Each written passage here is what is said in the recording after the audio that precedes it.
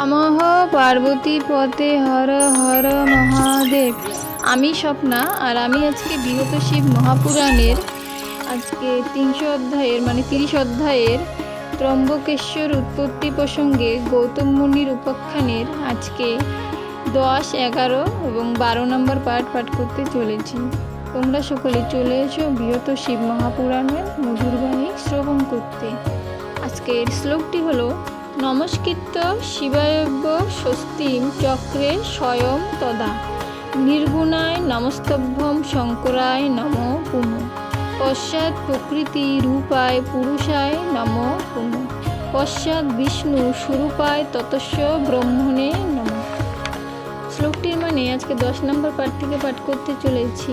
তো শ্লোকটির অনুবাদ হলো: মহর্ষি গৌতম কহে, হাই কি হইল, ভগবান আমাপরে কপ প্রকাশিল, আমার দ্বারায় হইল গোহত্যা, এখন কি করিব কোথা যাব বিচলিত মন। সেই কালে ঋষিগণ গৌতমের প্রতি নানাভাবে ভর্ৎসনা ও করিল কুটুক্তি, আর সতী অহল্যারে ঋষিপত্নীগণ ব্যথিত কহি নানা কুবচন। কহে তারা, গৌতম তোমার জ্ঞানে ধিক, বহু দর্শিতায় ধিক, তপস্যায় ধিক, নিত্য নৈমিত্তিক কর্মে ধিক শতবার, ত্রিকালীন হোমে ধিক চাতুর্যে তোমার, তব গুণরাশি আর পাপরাশি যত, সর্বক্ষণ সবেতেই ধিক শত শত। এরূপে ভর্ৎসিল তারে ঋষিপত্নীগণ, মহর্ষি দম্পতি অতি বিষাদিত মন। অতঃপর ঋষিগণ কহে পরস্পর, বুঝিনু গৌতম ঋষি অতীব পামর, গোঘাতক এই দুরাচারের বদন কখনো উচিত নয় করিতে দর্শন।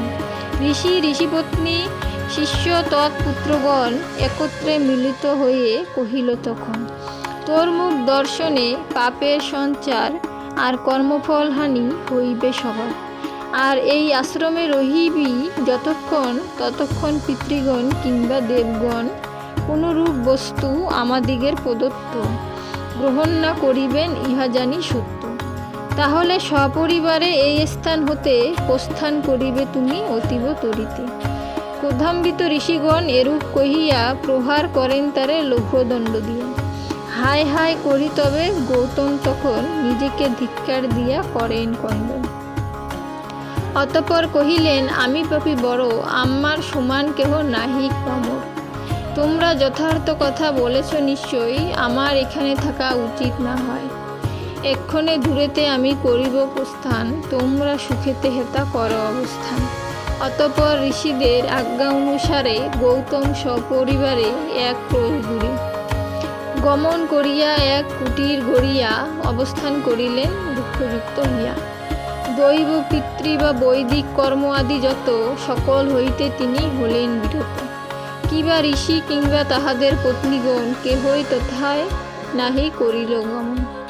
একদা গৌতমে পথে করিয়া দর্শন, মুখে বস্ত্র ঢাকা দেয় ঋষি পত্নীগণ। এই রূপে পক্ষকাল হইলে অতীত, মহর্ষি গৌতম হন অতীব চিন্তিত। কিরূপেতে তার পাপ হইবে খালন, কার কাছে উপদেশ করিবে প্রার্থন। অতঃপর চিন্তা স্থির করিয়া তখন ঋষিদের স্থানে তিনি করেন গমন। তাহাদের নিকটেতে উপস্থিত হয়ে জোর হস্তে কহিলেন ঋষি সবিনয়ে, হে মহর্ষিগণ, আমি করি নিবেদন, কেমনে আমার পাপ হইবে মোচন। এই উপদেশ মোরে করুণ নিশ্চয়, উপদেশ বিনা কার্য সিদ্ধি নাই হয়। বিদ্বেষ বশত তারে সেই ঋষিগণ কোনো উত্তর তবে না দিল তখন গৌতম ঋষি হইয়া বিনীত তাহাদের করিলেন সেবা যথোচিত। তাহাতে সন্তুষ্ট হয়ে সেই ঋষিগণ একত্রে মিলিত সবে হইয়া তখন গৌতমের প্রায়শ্চিত্ত নির্ধারণ তরে মন গড়া এক পন্থা তবে স্থির করেন। তখন গৌতম দূরে অবস্থান করি সবিনয়ে কহিলেন হস্তদ্বয় জুড়ি, এক্ষণে আমার কিবা করিতে উচিত, অবশ্যই তাহা মোরে কহ যথোচিত।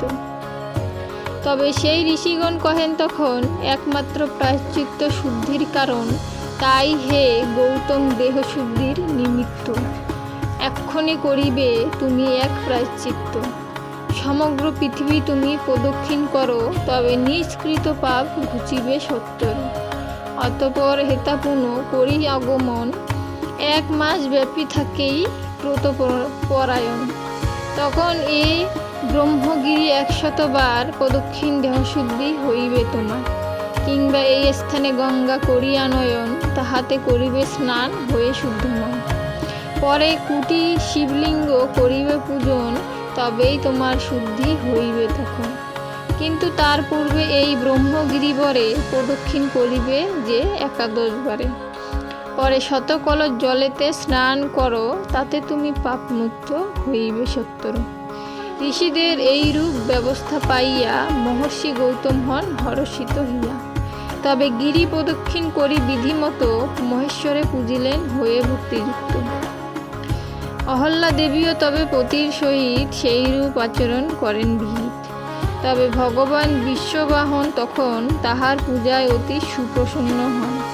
পার্বতী ও প্রমোদগণের সঙ্গে লইয়া মুনি স্থানে আসিলেন হর্ষিত হইয়া।